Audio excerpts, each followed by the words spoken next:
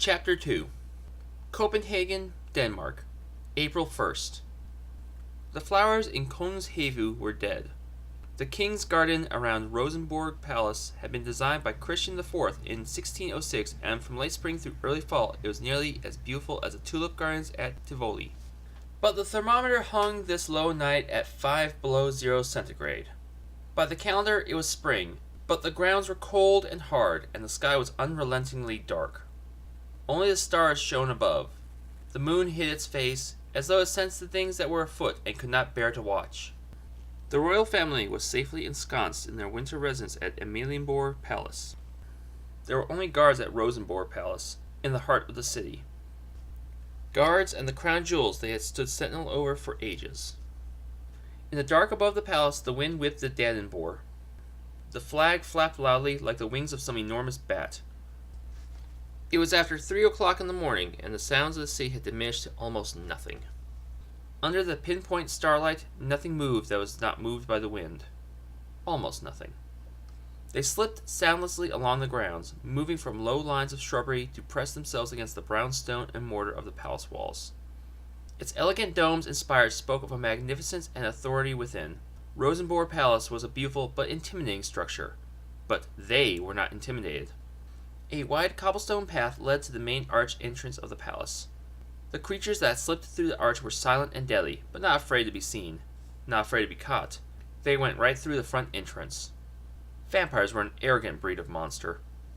There were 3 of them, and likely dozens of guards on the premises. But it was late, and the guards tired and used only to deal with thieves who were merely human. The courtyard was dark in the starlight, despite the lanterns set out for the guards, and the thieves could see better in the dark. The 4 guards walking the interior perimeter of the palace courtyard died as swiftly beneath the flag as had those walking the outer walls. Their killers were meticulous, drinking only a bit for pleasure and moving on. Blood was a luxury that night, for they had not come to feed but to steal.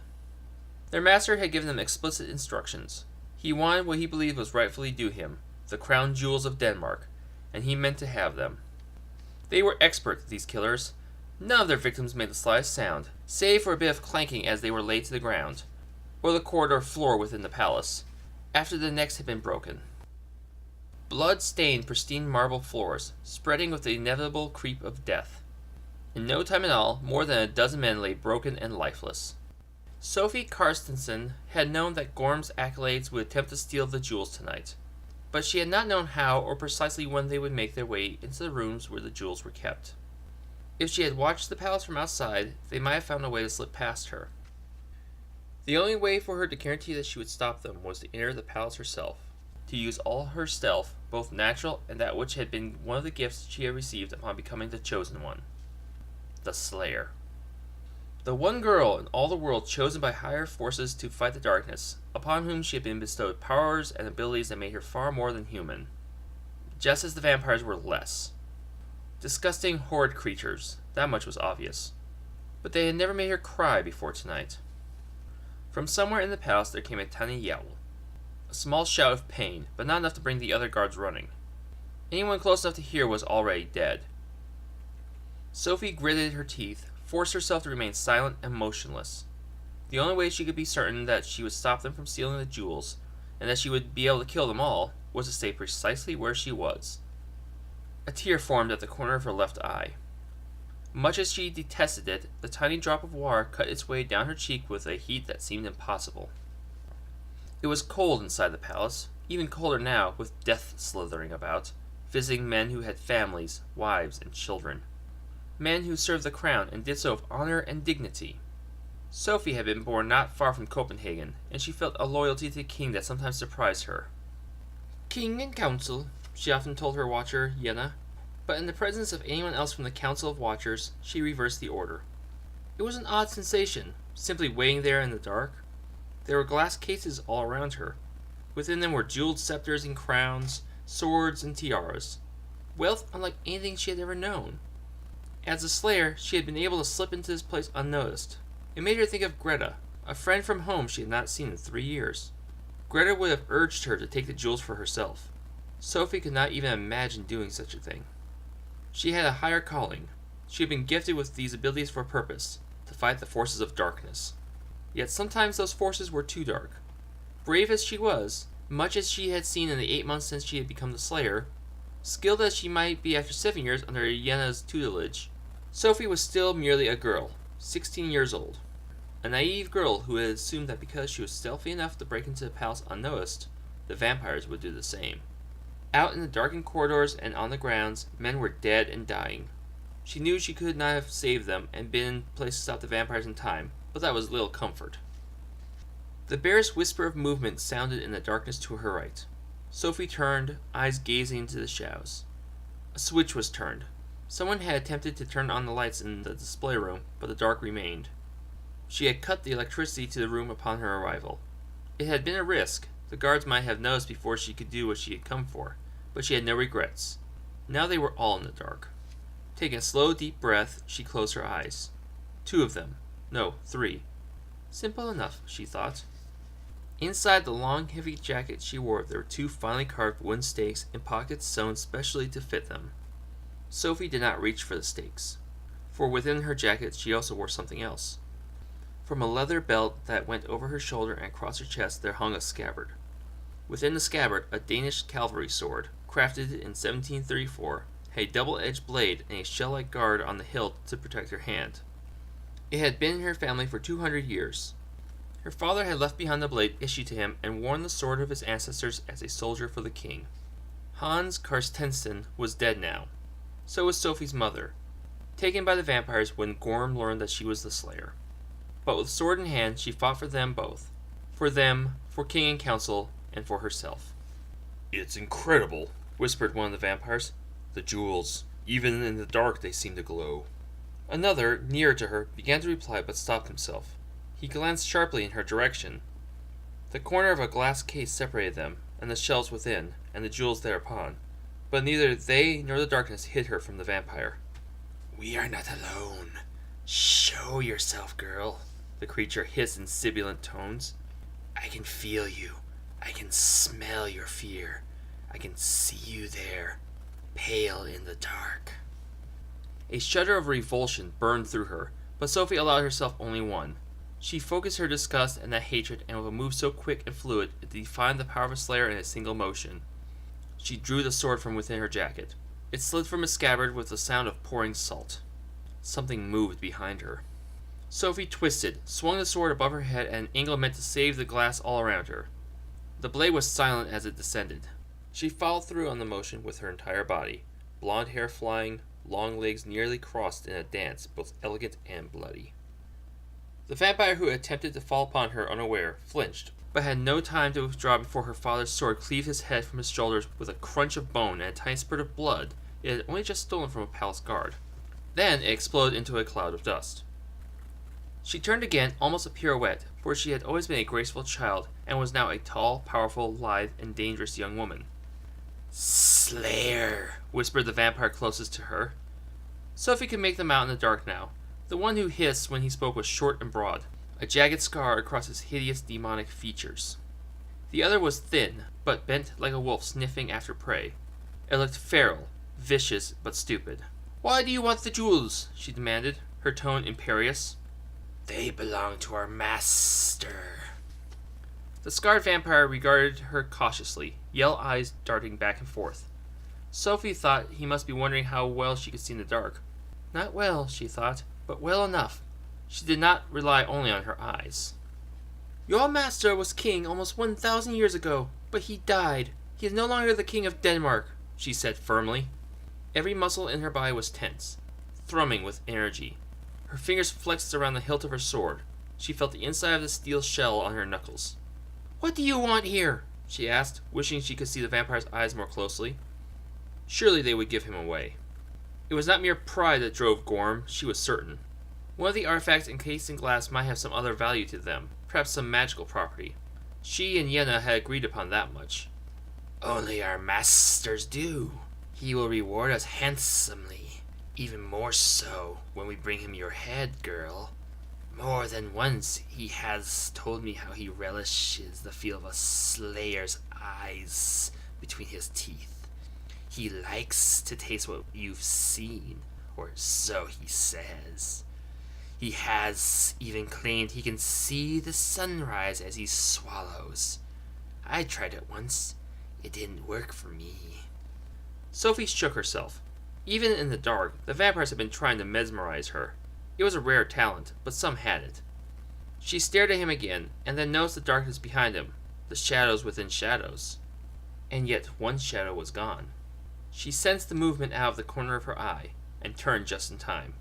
The thin, hunched vampire crashed through the glass case to her right, and Sophie recoiled. Glass shards cut her skin and she tried to duck, held up her sword hand in an instinctive attempt at defense. The vampire grabbed her wrist. Its strength was incredible.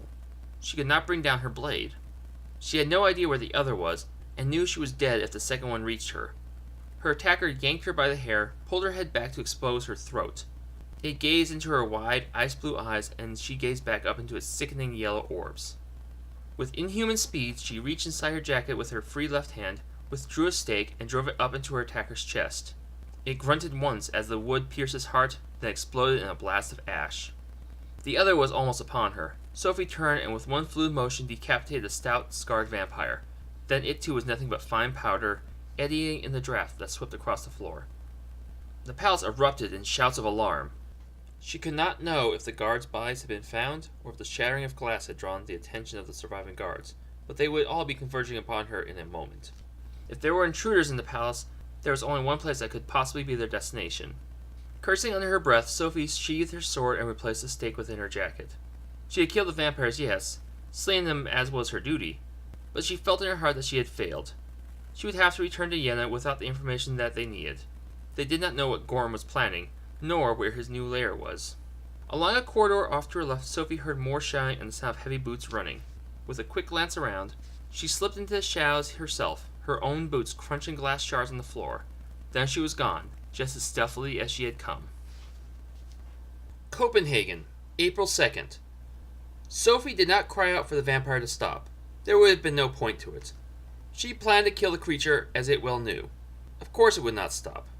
In silence, she pursued it along the Vesterbrogade. There were still many people out on the street, despite the lateness of the hour. The crowds were thin this time of year in Tivoli Garden. Its flowers and amusements and music were not so alluring with the weather still very cold. Yet there were people about regardless. The vampire sprinted through the front entrance, knocking over an older woman on the arm of a man who might have been her son. Sophie brushed past the man as he bent to help his mother up. Someone shouted after her. She was not surprised, of course. The sight of a young girl in a dark, loose dress chasing a powerful-looking man through the front entrance of Tivoli was sure to raise a few eyebrows. Better not to slow down, not to let them get too close a look. Yenna was somewhere behind her, but Sophie did not dare wait for her watcher to catch up. There were clouds in the darkness above, blotting out the stars. Even the main lights of the garden and the amusement rides did not truly illuminate the park. Sophie ran, eyes searching for the vampire ahead. It had only been her inside by mere seconds. No way could the creature have escaped her notice so quickly. There were small clutches of people wandering within, mostly couples. She heard laughter. Another shout as she ran past, long legs flying, heart pumping. She leaped a long row of tulips. The lake, then nothing. Sophie stopped and spun around. She had lost the vampire and was now furious. Another chance at forcing Gorm's location out of one of his accolades, and once more she had let the opportunity slip her grasp. With a series of sudden pops, the sky lit up with multicolored fireworks. Sophie recoiled for a moment, expecting some sort of attack. When she realized what had happened, she cursed her foolishness. She felt the thunderous booming of the fireworks reverberating within her. They were a frequent event at Tivoli.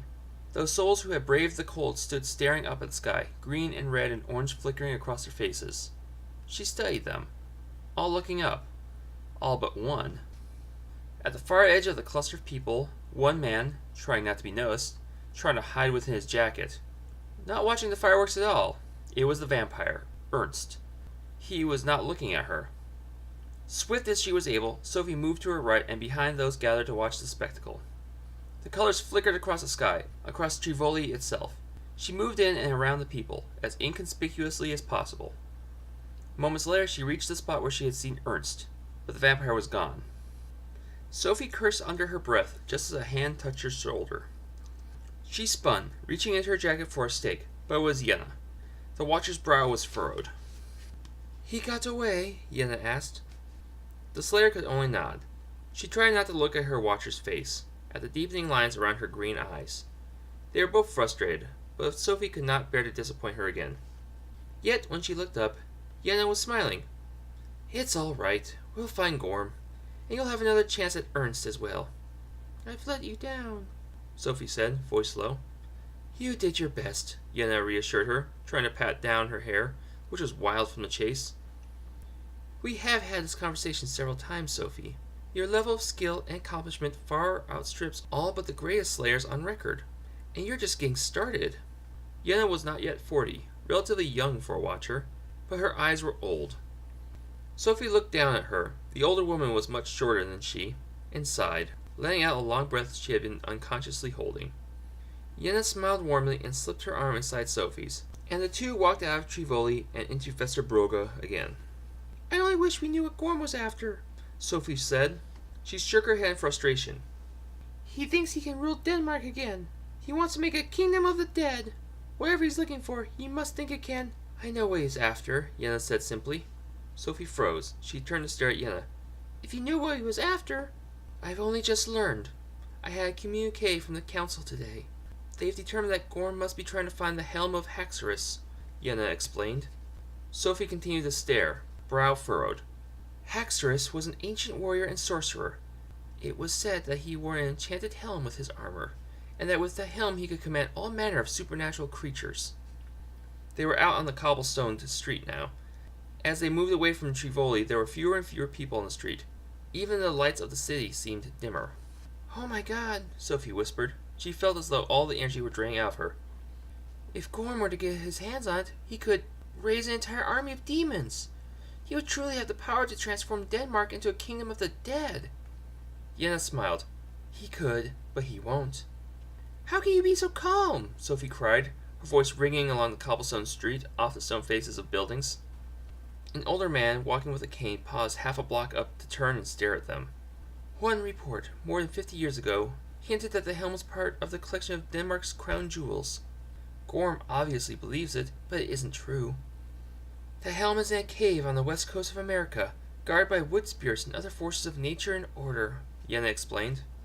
Sophie allowed herself to smile. He'll never find it. Not before we find him, at least, Yenna said firmly. And we will find him, Sophie. If not tonight, then tomorrow night. When we destroy Gorm, Copenhagen will be safer. Then we can move on to other places, other monsters. I have every confidence that decades and centuries from now, when the Council discusses the greatest slayers who ever served our cause, you will be among them. You flatter me, Sophie said, blushing. Not at... In mid-sentence, Yenna seemed to drift away. Her gaze became blank and unfocused, and she swayed a bit on her feet. After a moment, she shuddered as though with revulsion. Her eyes went wide, her body rigid, and a tiny gasp escaped her lips. Yenna? Sophie said in alarm. She bent so that her face was mere inches from that of her watcher. Yenna, come back! The older woman blinked. Her gaze regained its focus. Her countenance, which had been blank mere moments before, transformed dramatically. Her expression hardened, her breathing sped up, her jaw tightened. She might have been furious if not for the ashen color of her skin and the moisture at the corners of her eyes. Sophie had never seen the watcher cry. What is it? She cried, voice timid and girlish. What did you see? War, Yenna replied firmly. She glanced around to see if anyone could hear them, but the streets had cleared completely. Sophie thought it was eerie when there was not a soul to be seen on the streets of Copenhagen. The city was normally so alive, even late at night. The Germans are going to attack. Yenna's eyes had dried, but her expression was grim. Soon their soldiers will sweep across Denmark. They will conquer. Sophie shook her head, angry herself now. That can't be. There's a treaty, and they're too busy with Poland, and why here? Why would they attack us? What have we done? Nothing. Hitler wants all of Europe. We're just a stop along the way. A treaty will mean nothing to them. I have seen it. Are you sure? Sophie asked, almost pleading. This is my home, Yenna. Are you sure? Your visions are sometimes quite vague. Not this one. A chill ran through the Slayer, but she stood a little straighter. Not far off, a church bell began to chime midnight. We'll stay! We'll fight! I won't allow it!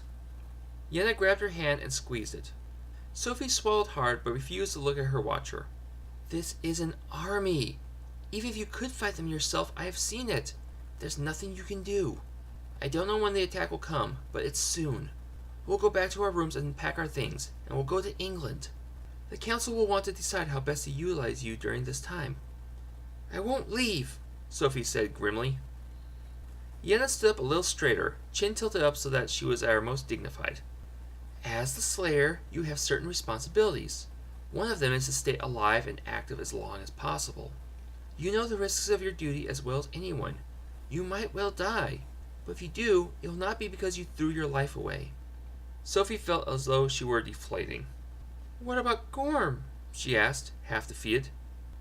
The Germans will kill him, or he will still be here when we return. We won't forget about him, Sophie, but we must withdraw now. Could we warn the king at least? How would you propose we do that? Yenna asked. There's a treaty, as you said. Shall we tell them I had a vision? There must be something we can do, Sophie cried. In one of the homes a bit farther up the street, a dog began to bark, alarmed by her outburst. Yes, Yenna agreed. We can survive. As they hurried back to their boarding house, where they were thought by landlord and boarders to be aunt and niece, Sophie retreated within her own thoughts. Copenhagen was her city. Her father had fought for Denmark, but now she was expected to abandon her king to safeguard her own life. She knew it was more complicated than that, knew that her duties to the world were more important than her duties to her homeland, but those thoughts weighed heavily upon her. The idea that she would be running and leaving her home unprotected was an ache in her soul that Sophie did not think she would ever be able to cure.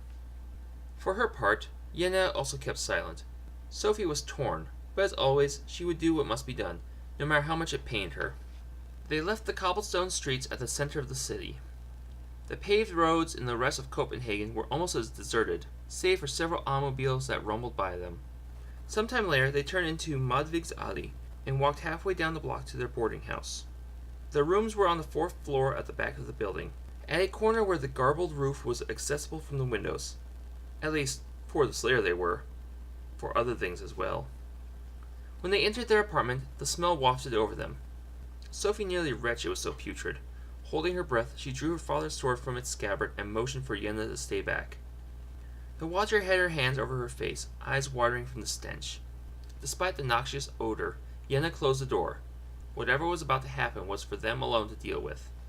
At the end of the short hall, Sophie pushed open the door to her room and lunged inside, sword at the ready.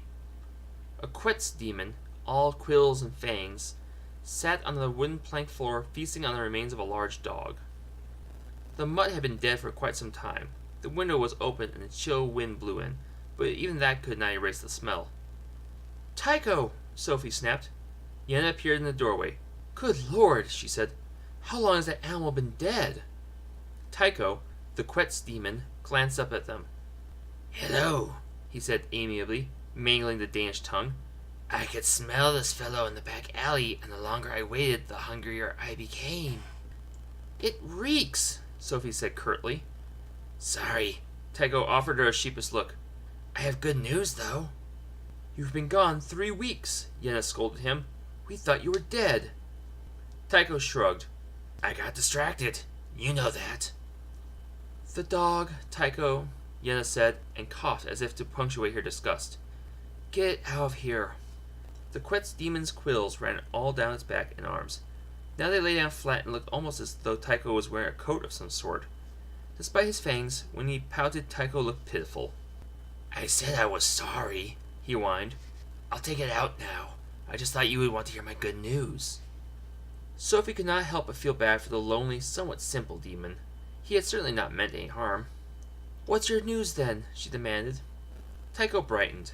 He looked from one to the other of them expectantly, apparently hoping to build a certain amount of suspense that, in the presence of the stench of the long-dead dog, Sophie certainly did not feel. Well? She asked impatiently. The demon apparently took her impatience for suspense and finally gave in. Gorm, he said. I know where his lair is. Sophie's breath caught in her throat. Heart racing, she looked over Yenna, whose expression was grimmer than ever. Yenna, she said, the one word heavy with import. The watcher closed her eyes, pursed her lips tightly, thinking. When she opened them, she shot Sophie a grave look. I will pack. We are leaving in the morning. I will make all the arrangements. I expect you back within an hour past dawn, she said. Tycho was using his 3 rows of fangs to tear into the dead dog's leg. Sophie stood over him and glared down, her displeasure obvious. Get rid of the dog, now, she instructed him. Then you can show me. If I must leave, so be it. But now that we know where he is, I won't leave while Gorm is alive.